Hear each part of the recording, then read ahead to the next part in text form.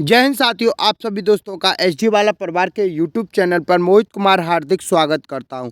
दोस्तों, आज हम मेडाइवल हिस्ट्री में बात करेंगे दिल्ली सल्तनत के बारे में। यहां से क्वेश्चन अधिकतर परीक्षाओं में देखने के लिए मिलते हैं। जिस भाई ने हमारे चैनल को सब्सक्राइब नहीं किया है वो अवश्य हमारे चैनल को सब्सक्राइब कर लें, बेल आइकन प्रेस कर लें, जिससे क्या है कि जो भी हमारी क्लास अपलोड होगी उसका नोटिफिकेशन आपके यूट्यूब चैनल पर आ जाएगा। क्लास को अधिक से अधिक शेयर करें क्योंकि यहाँ से क्वेश्चन अधिकतर पूछा जाता है। आज बात करेंगे दिल्ली सल्तनत के बारे में। सबसे पहले बात करते हैं दिल्ली सल्तनत का समय काल कब से कब तक था। तो 1206 से 1526 तक।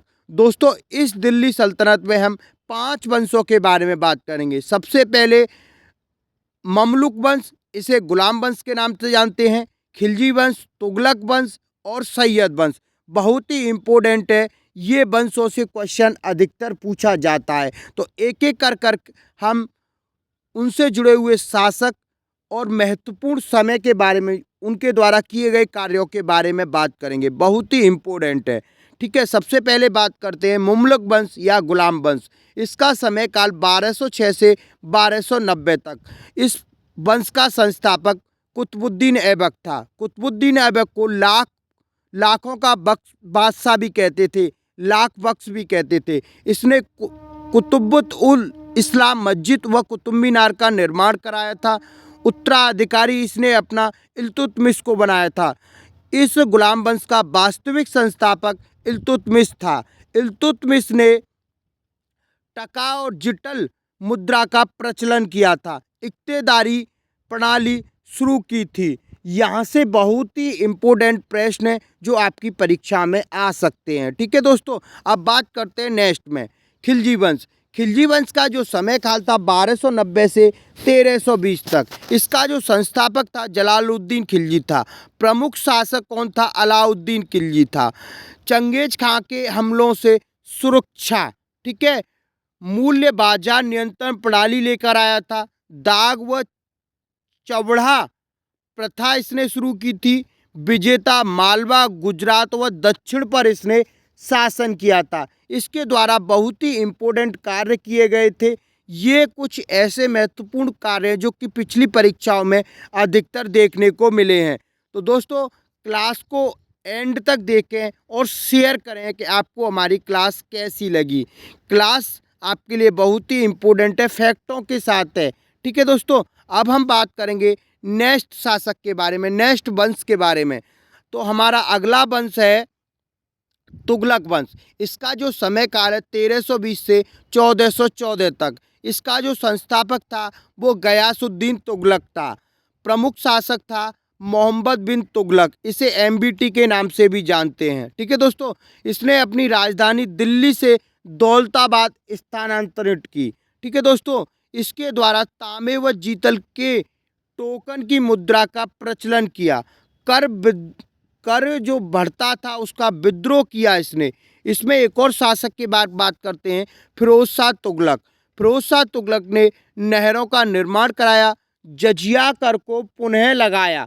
दोस्तों, सबसे पहले जजिया कर लगाया था मोहम्मद बिन कासिम ने सिंध वासियों पर, ठीक है दोस्तों। यहीं पर फिरोज शाह कोटला का निर्माण कराया।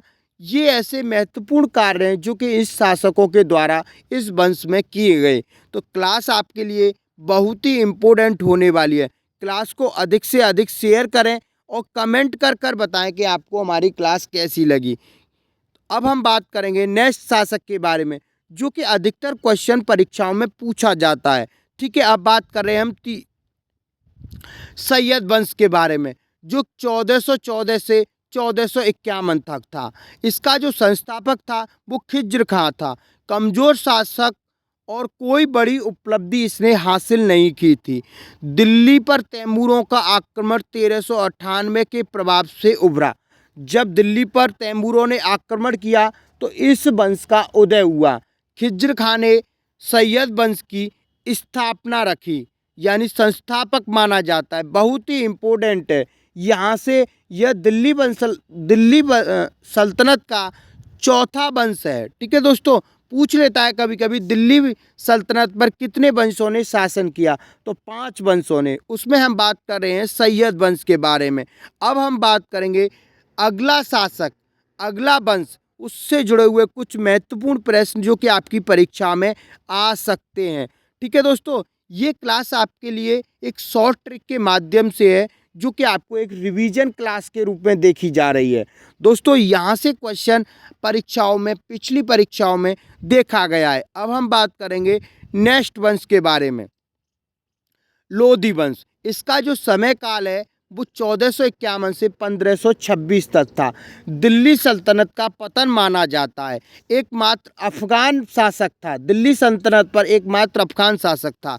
प्रमुख इसमें बहबल लोदी, सिकंदर लोदी और इब्राहिम लोदी। पानीपत का जो प्रथम युद्ध हुआ था वो बहबल लोदी और बाबर के मध्य हुआ था। ठीक है, बाबर ने इब्राहिम लोदी को हराया था। मुगल साम्राज्य की शुरुआत होती है। इब्राहिम लोदी को पराजित कर बाबर ने भारत में मुगल वंश की स्थापना की थी। ठीक है दोस्तों, ये इसके द्वारा कुछ महत्वपूर्ण कार्य हैं जो कि किए गए। देखो दोस्तों, मैं आपको एक बता दूं कि लोधी वंश एकमात्र ऐसा शासक था दिल्ली सल्तनत में जो युद्ध के समय मारा गया। इसी युद्ध में पहली बार तोपों का प्रयोग किया गया बाबर की ओर से। तो ये कुछ ऐसे महत्वपूर्ण फैक्ट हैं जो कि आपकी परीक्षाओं में अधिकतर देखने के लिए मिल सकते हैं।